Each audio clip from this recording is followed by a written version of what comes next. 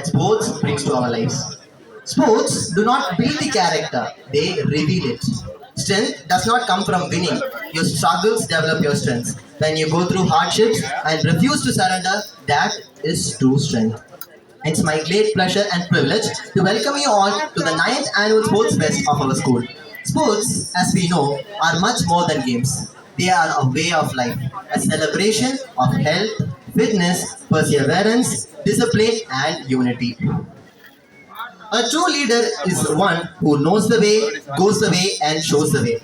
In that spirit, we begin this event with the blessings of our beloved chairman, a visionary who always motivates us to aim higher. We honor to have the sculpture of human character, a seasoned academic and a beacon of knowledge, our respected correspondent sir. His wisdom and guidance shape the foundation of our institution. We also take pride in celebrating the role of women in leadership. From boardrooms to classrooms and from sports fields to science lab, women today are shaping conversations, making decisions and leading the change. In that way, we are deeply privileged to welcome our Madam Correspondent.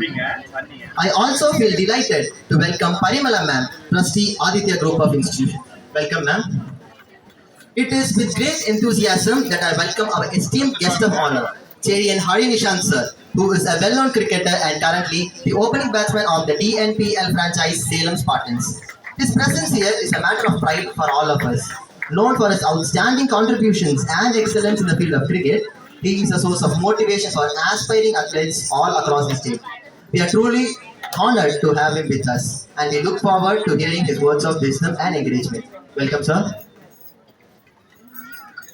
I also extend my heartfelt welcome to our beloved principal ma'am and the academic coordinator ma'am who work tirelessly to turn our dreams into reality and provide us with a strong foundation for our minds. A warm welcome to both of you.